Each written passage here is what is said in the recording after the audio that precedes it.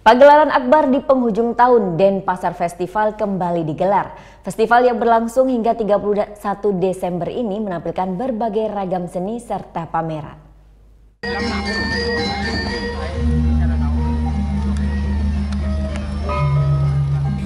Tarian inaugurasi yang berjudul Nandurin Karang Awa menjadi pembuka pagelaran Denpasar Festival 2017 yang berlangsung di kawasan Caturmuka Kamis sore. Festival yang berlangsung hingga 31 Desember ini mengambil tema Rawat Pustaka Cipta Inovasi.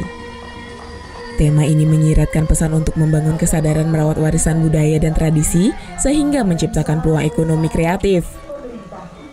Ratusan seniman dan pelajar pun dilibatkan dalam pagelaran akrab di penghujung tahun tersebut. Sama seperti pagelaran festival sebelumnya, Denpasar Festival yang memasuki tahun ke-10 ini berlangsung sangat meriah. Di sisi lain, pagelaran Denpasar Festival kali ini juga sebagai salah satu bentuk kampanye bahwa Bali masih aman untuk dikunjungi wisatawan meskipun di tengah aktivitas vulkanis Gunung Agung. Pusaka dalam hal ini bukan berarti benda, tidak hanya benda, tapi juga kebudayaan, adat istiadat, dan lain sebagainya yang perlu kita jaga kelestariannya untuk mewujudkan Bali yang berkesinambungan sehingga kedepannya tetap terjaga keasliannya.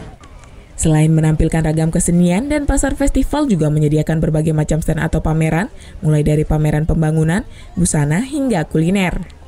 Nah, bagi kalian yang belum merencanakan agenda liburan di akhir tahun, tidak ada salahnya liburan ke Bali dan menyaksikan Denpasar Festival. Selamat liburan!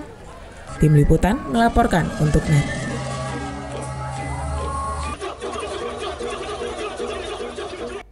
Sesaat lagi Udah selesai kan nontonnya? Nah, jadi jangan lupa buat like, komen, dan subscribe ya.